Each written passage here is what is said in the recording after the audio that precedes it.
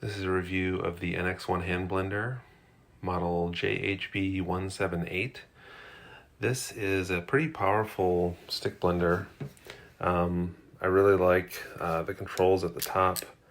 It's got a pretty big speed range. You could probably hear the difference. That's low, and that's on the turbo mode. It's great for blending up soups, making smoothies, even making mayonnaise, I've found. Up next we have the whisk attachment.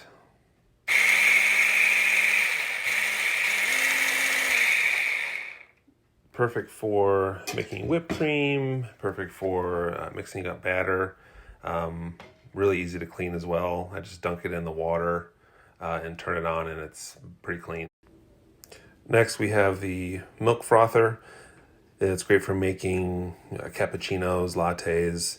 Just put some warm milk into the included container here. Stick this in, turn it on, and it whips up the milk pretty quickly into a nice foam, and it's really great.